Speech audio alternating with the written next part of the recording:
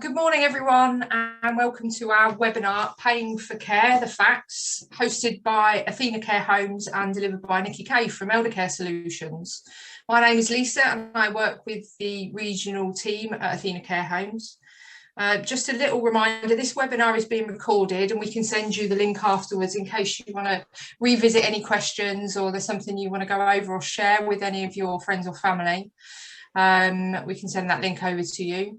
Your cameras and mics are automatically switched off, so please use the chat box function if you have any questions, and we will raise them with Nicky at the end of the presentation.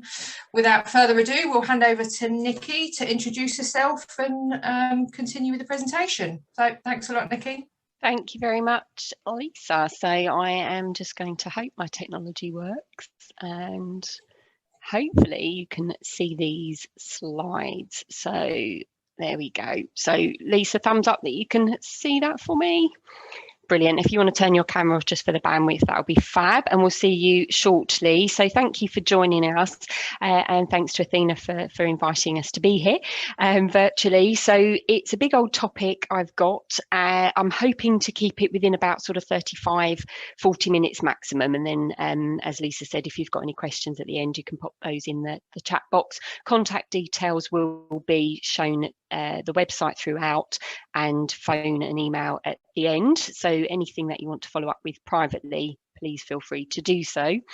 So the plan for this event is such a big topic. I've tried to break it down into sort of what seems like the most logical main questions that we get asked regularly by families. The road sign there shows, I think, how most people feel when they are dealing with care for the very first time. So what we're going to look at and try and clarify for you today, we're going to look at who pays for a stay in a care home. It seems a really obvious question, but unless you've dealt with this before, many people don't know the answers. So we'll clarify that. We'll have a look at the situation regarding a property, the family home. Again, there's a couple of urban myths here. We sometimes hear language around a property being taken by the government or having to be sold. So we'll just see if that is the case, whether there's any alternatives. And then lastly, in the absence of any government fixes, and I'm not just meaning this government, I'm talking about many governments before, is there a way, in the absence of any government fix, to cap one's own care costs?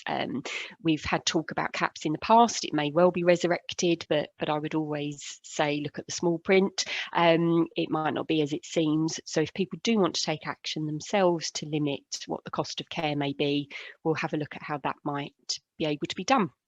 So just before I start answering those questions, let's give you a bit more of a formal introduction really to ourselves. So Eldercare, we are a firm of SOLA accredited IFAs, SOLA being the sort of benchmark gold standard for later life advice.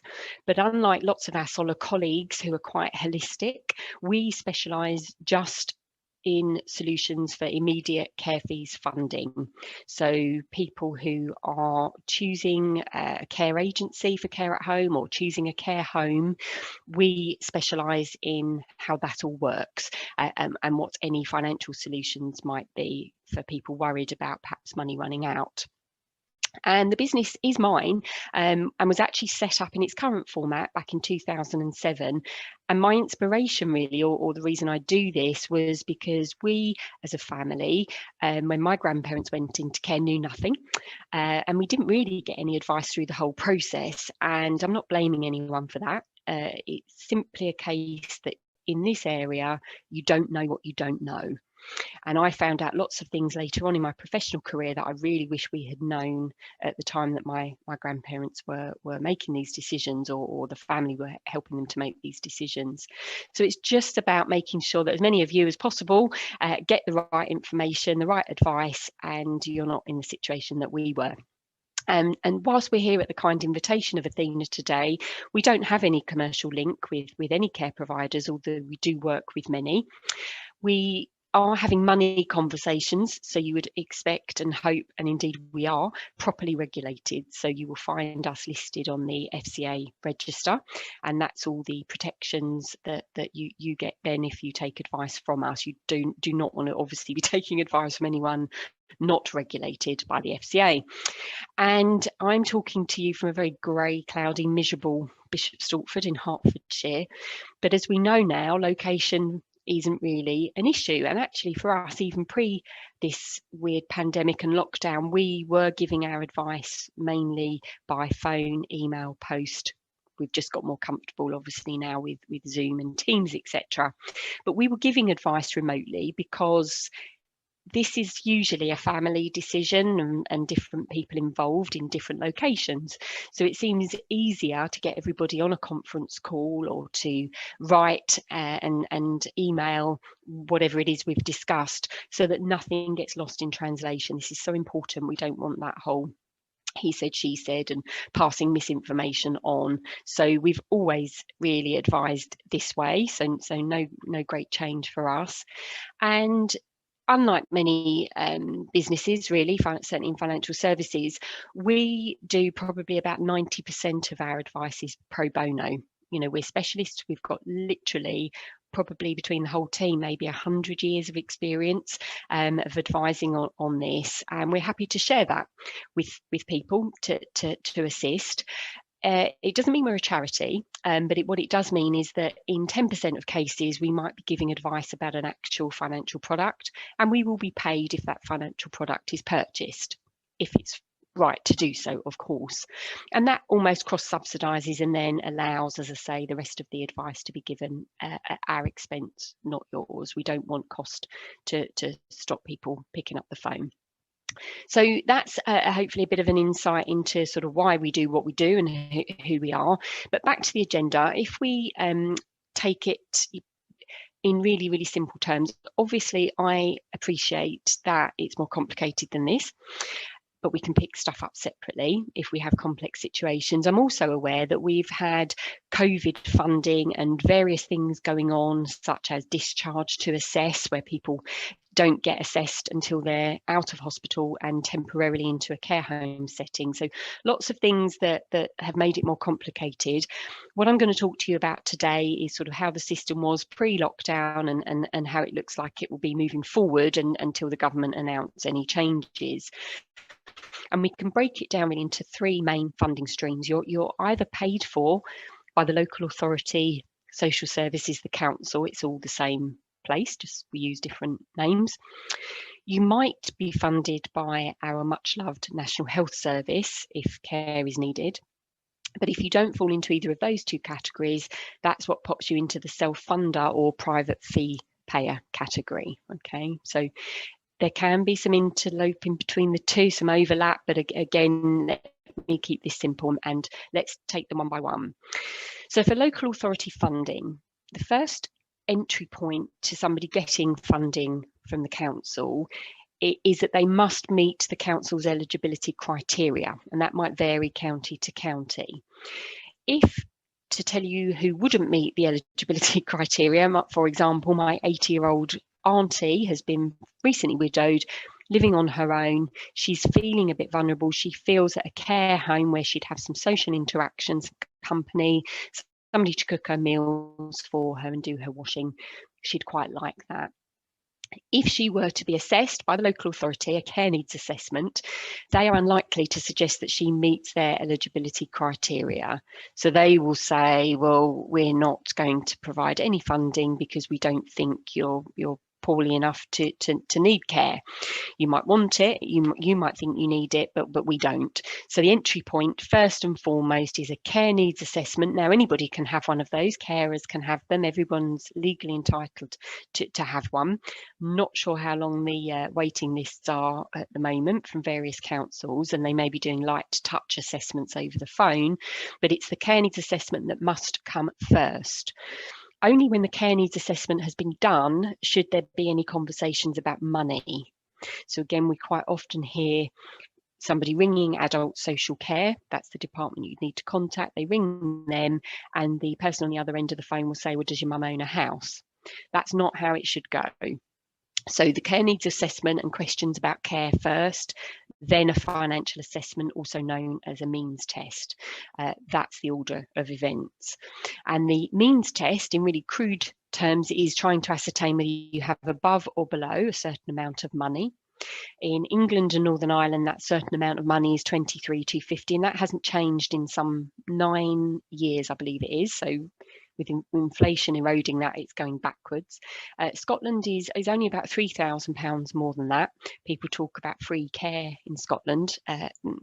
That's not true. In Wales, actually, they have the most generous capital limit, and that's £50,000. This is for each person. So if we are talking about a couple, you can double those numbers. Okay. So what counts as capital when the local authority are doing this means test? Well, if I'm being flippant, I could say pretty much everything, but there are some exceptions, some notable exceptions that I shall mention. If we are looking at a couple scenario, so husband and wife, one of them staying at home, one moving into care, it is only the one moving into care whose assets can be assessed. And obviously anything that's jointly owned, by definition you have to disclose it, but only half counts towards the means test. Anything owned 100% in the sole name of the person staying at home, that isn't declared, that does not count as part of the means test.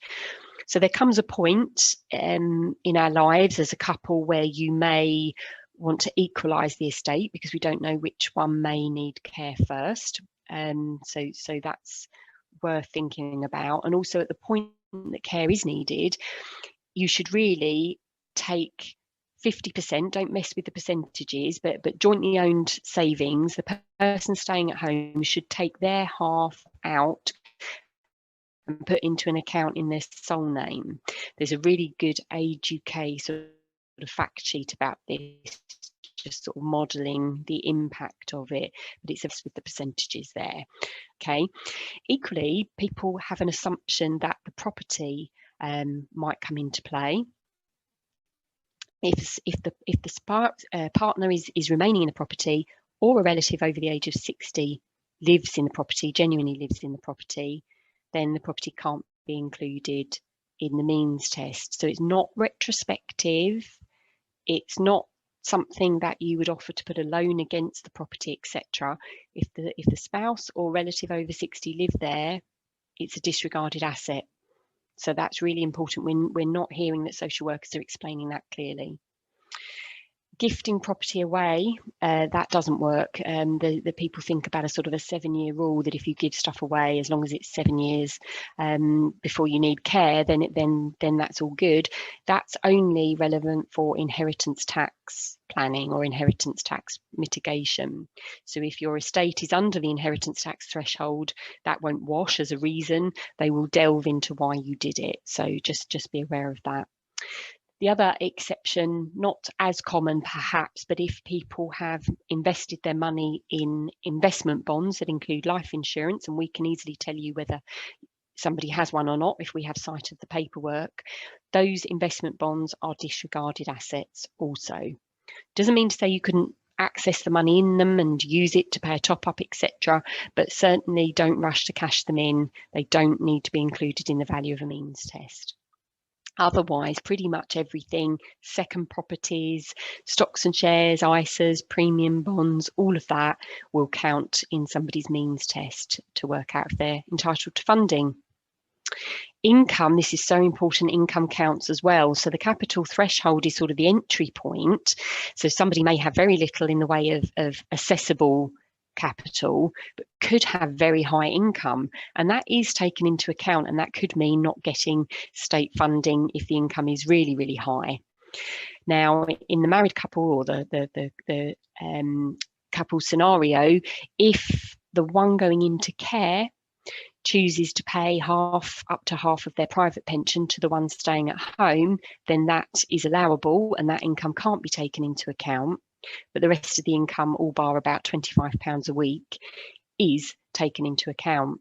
So what I mean by that is that if, and I'm making figures up here for ease, if the local authority agrees to pay for somebody and is agreeing to fund a care home place at £500 a week, but the individual has 250 a week of assessable pensions, the local authority is actually only paying 250.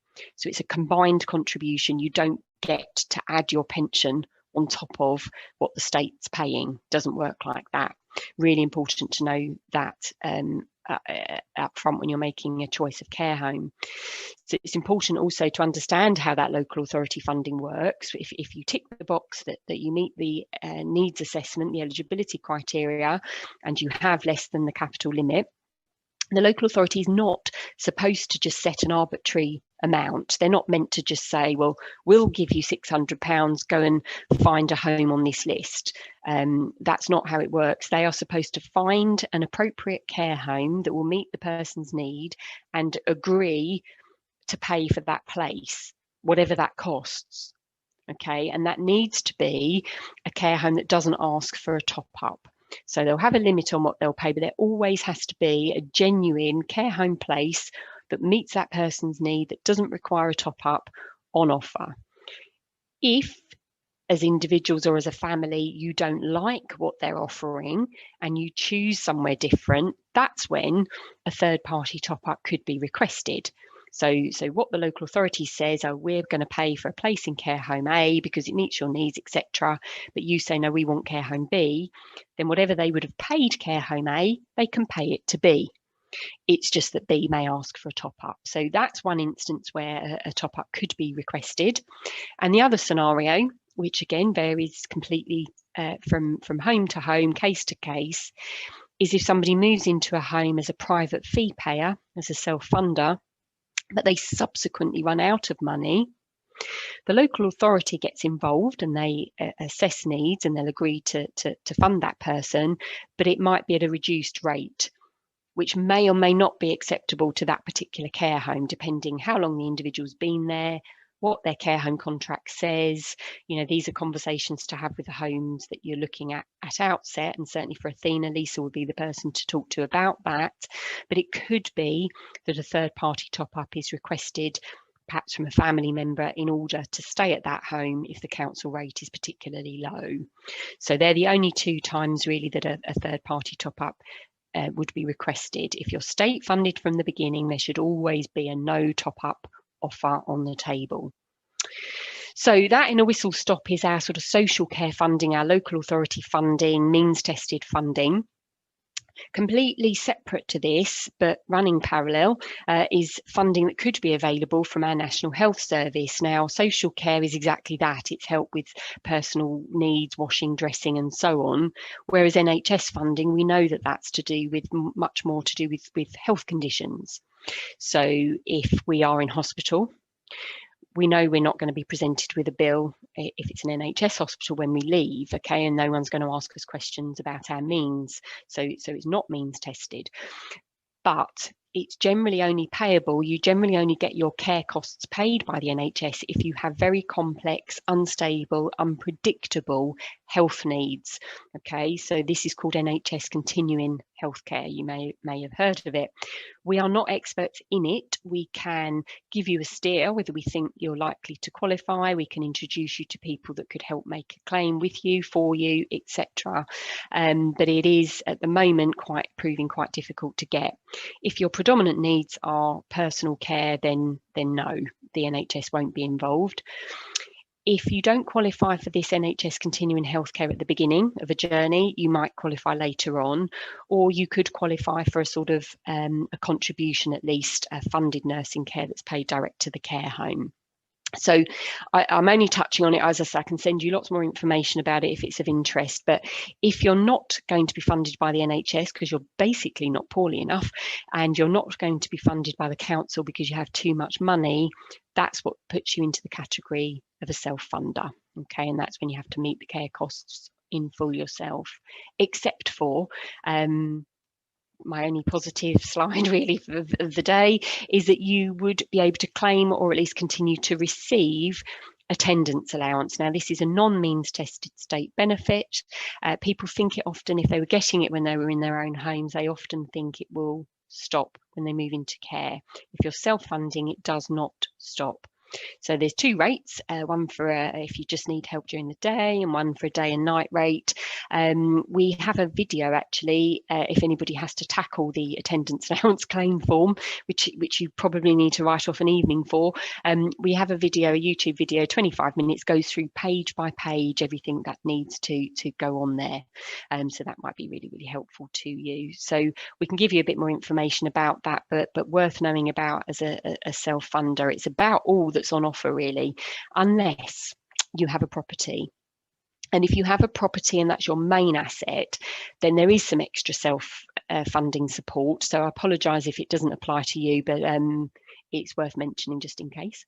So if you have a property and it's going to be left vacant when you move into care, then for the first 12 weeks of that permanent move into care, then its value gets ignored.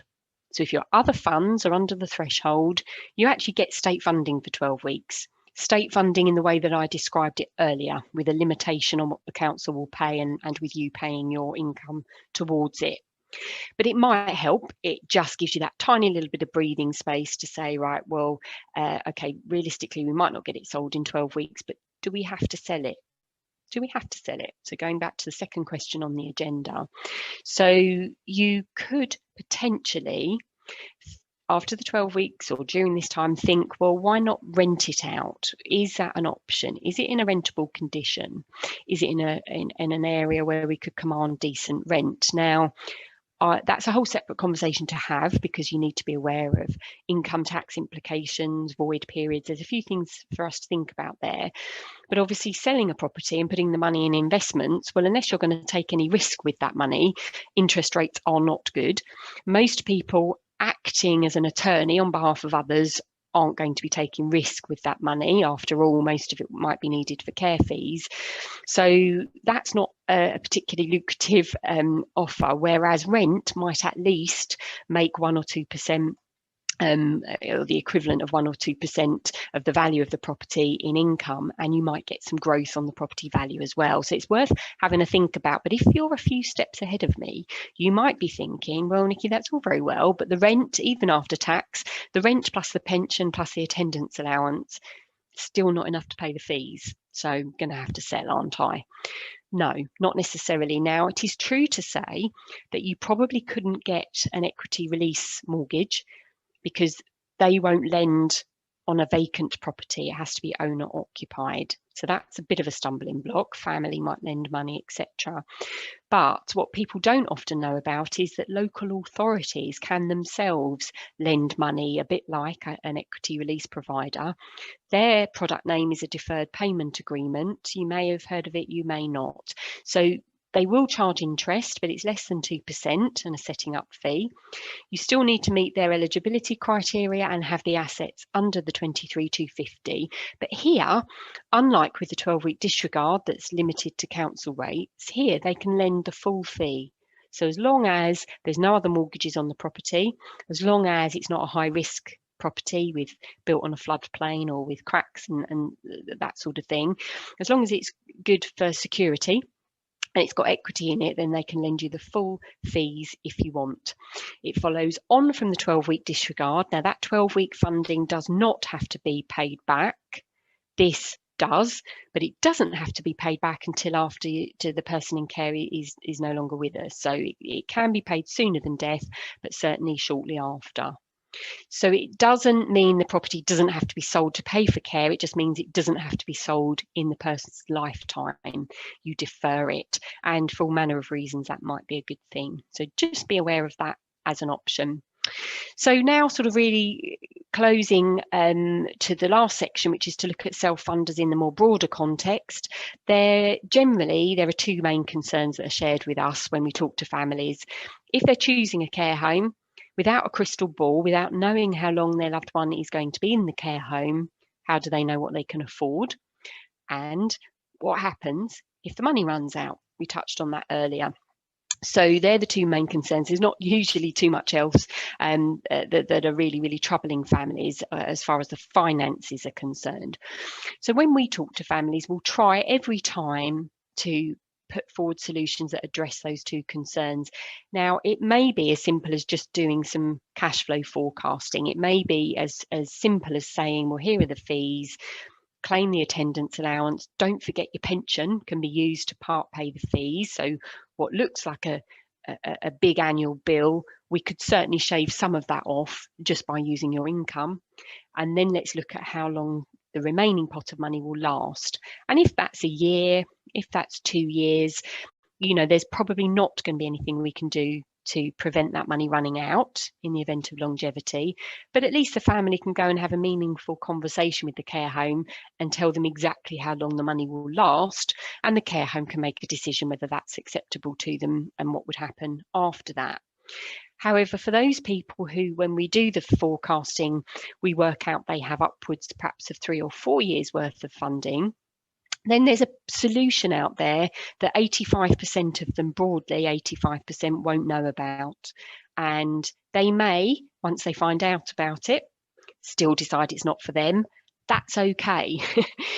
This goes back to the reason about why I set the business up. We were in the 85%. We didn't know about it. And I reckon if we had known about it, it would have been a good solution for us. So this is not about product bashing. This is not about saying it's a panacea. This acknowledges it's not for everyone. But I think it's dreadful that the vast majority of people for whom it could work as a solution never get to hear about it. So I'm going to tell you about it. And it's a financial product that means you can cap costs yourself. It's a way of ensuring care home fees and doing so at the point that care is needed. Okay, so we're very, very familiar with insurance as being something that you do ahead of time. So we have to insure our car before we've had a crash. We have to insure our house before there's any structural damage. With care home fees, you do it at the time that care is actually needed, and you can't do it in advance. There are no longer any pre-funded insurance contracts on the market. So it's a bit of a weird concept to get your head around, and it can even be done after a move into care. Sometimes if someone is selling a house, that doesn't happen until several months after they've moved in. It's not too late. The technical name for the product is a care fees annuity.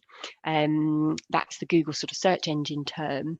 But often when we say the word annuity, people think of pensions and they think of poor value.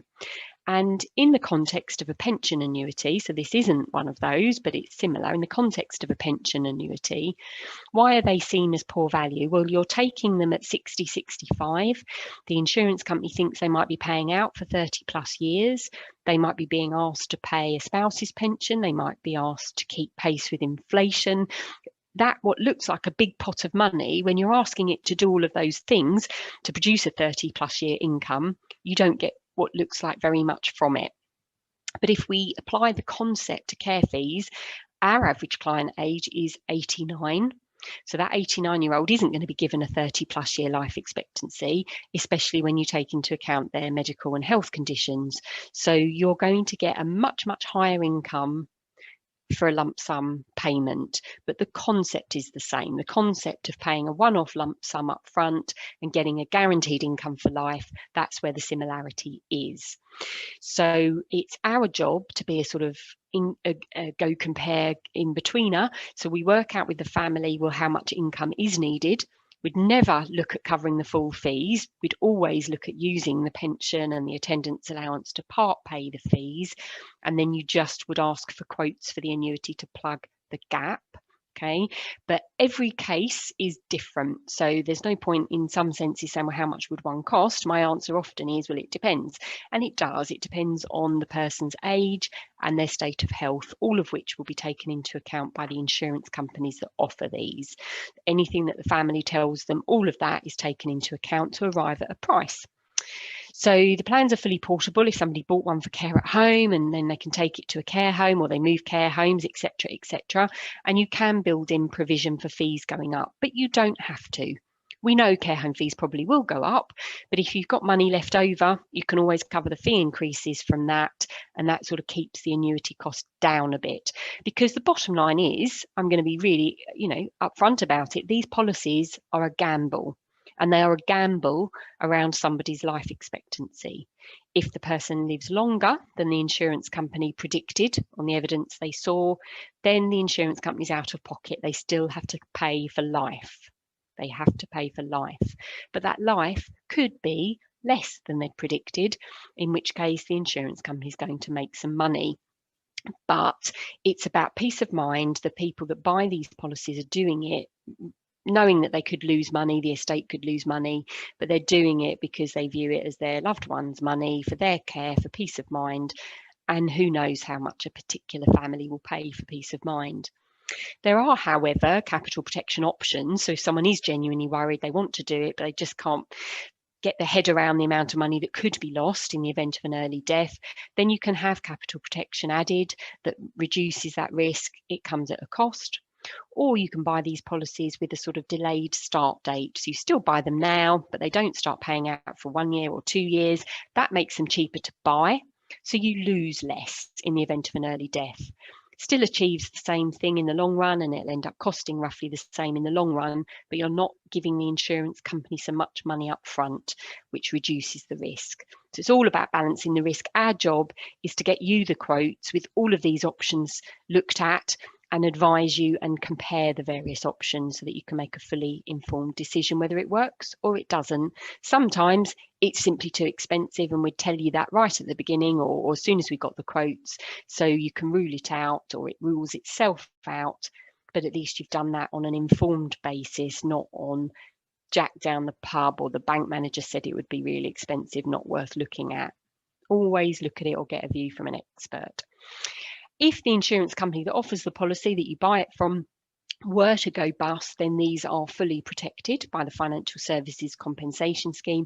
That's the same scheme that covers your money in the bank, but at the bank you're restricted to 85,000 compensation. With these policies, there's no ceiling, no cut-off, so they're safer than having your money in the bank account in that context. So the reason people do it should be reasonably self-explanatory. They do it to protect some of the money. So there's an estate worth whatever it is after selling the house. A chunk of that goes to buy the annuity to pay for the shortfall, and the rest then is safe and protected for the beneficiaries. Sometimes people will use almost all of the money to buy the plan, so it doesn't ring fence a great deal, but it stops them having to knock on the door of social services in the future and get that or not get that funding, and the family may be being asked to pay a top up. So it takes away all that worry.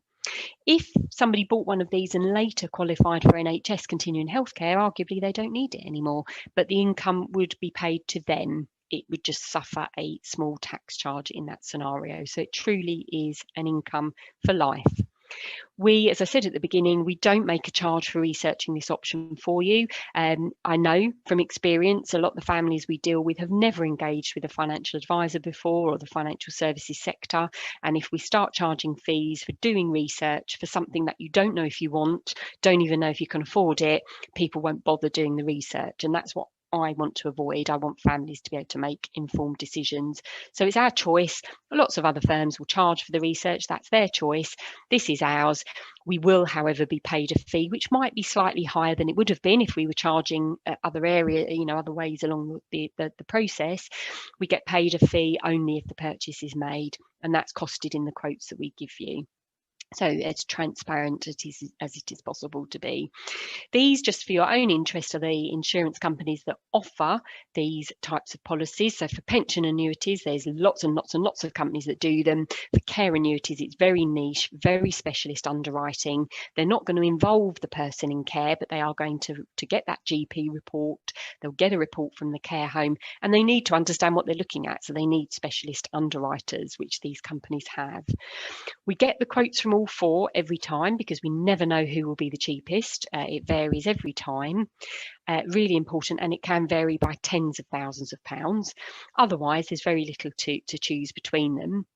Legal & General and National Friendly have both come into this market within the last 3 years. Both of them chose my company to pilot their contracts with. So for quite some time, we had exclusives with both of these companies. I just tell you that so that you realise, I suppose, how expert we are, how niche we are, and for two household company names to come to us to pilot their product, that should reassure you that we're a pair of safe hands, as it were.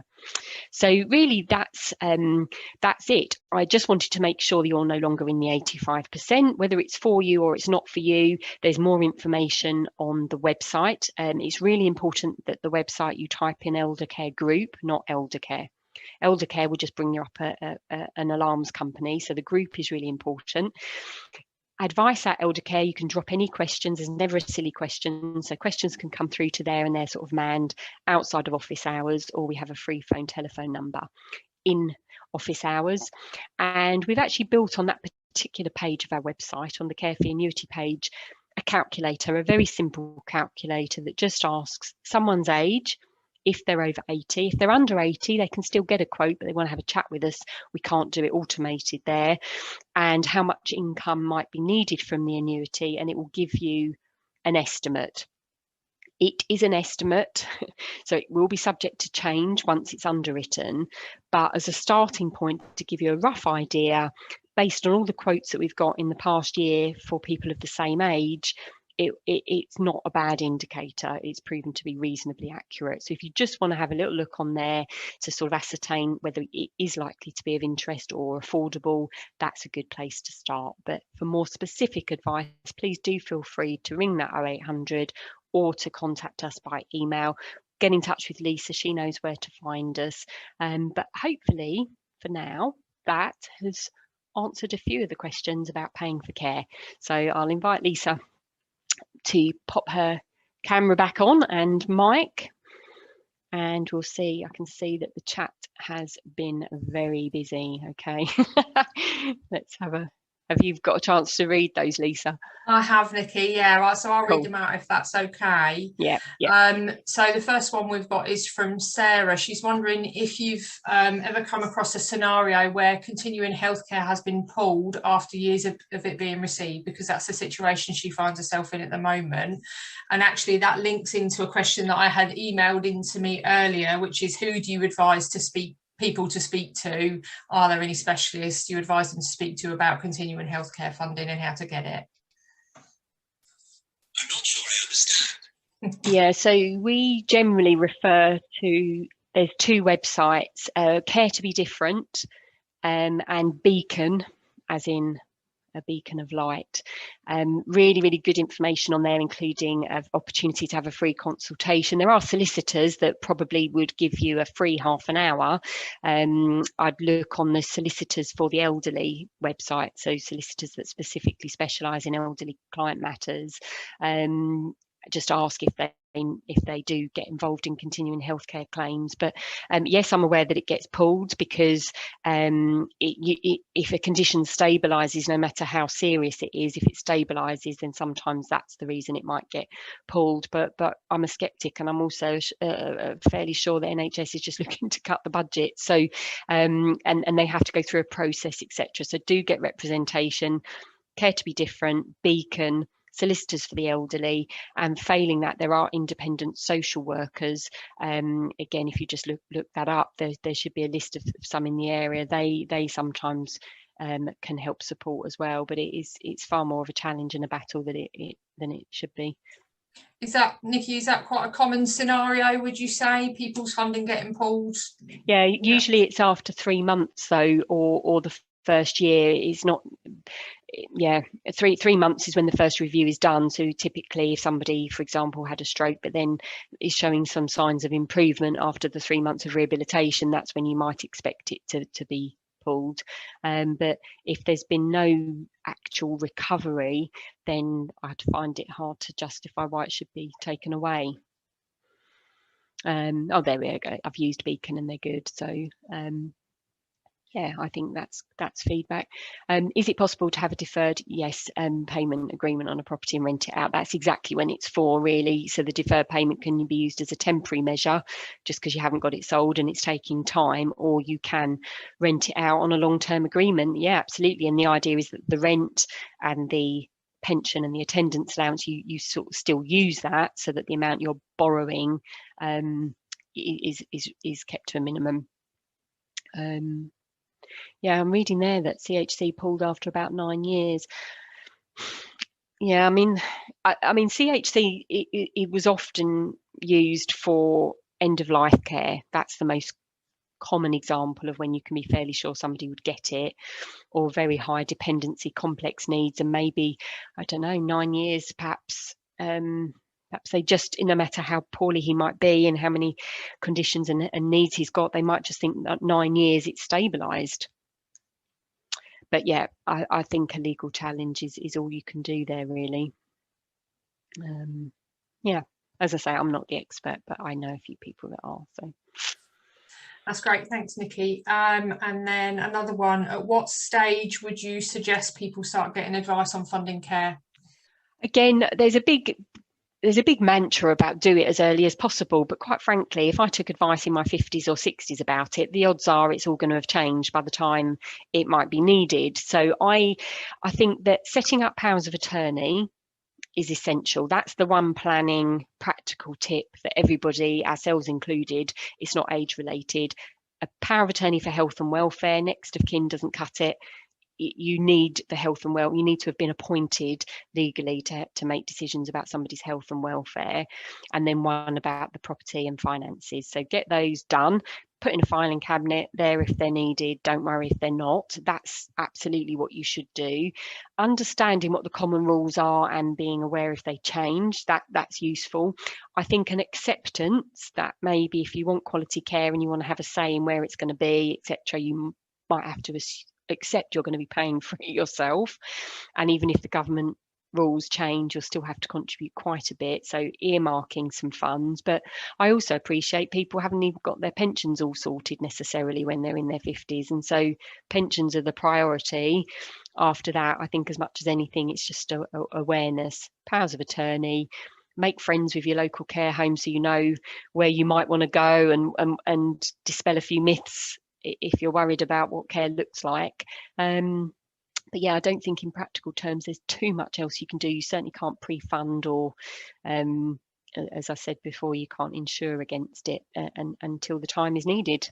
But there's a value in, say, some people feel like they might have missed the boat and their loved one has moved into care. They might have been there a year or so. There's still a value in them coming to talk to you. Definitely. Anybody in care already, you just want to make sure that you haven't overlooked anything and misunderstood something. And indeed, if there are opportunities still to limit what you end up spending, then we'll be able to point that out to people. So yeah, never too late in that context. That's perfect. So I think we've answered all the questions. Guys, if you've got any more, just pop them in the chat box now quickly for us so we can address those now. But otherwise, Nicky can make your her contact details available to you. You can contact her directly if you need any specific advice on anything. Or of course, you can come to the team at Athena who can support you as well. So thank you so much, Nicky. That was really informative, very detailed. James has certainly said thanks, Nicky. It was really interesting. Sarah, thank you so much. The session has been really helpful. So keep doing what you're doing, raising awareness. We certainly enjoy working with you. So thank you for that. No, thanks very much for putting the event on. See you soon. Take care. Thanks, everybody. Thanks, guys. Have a great day. Bye.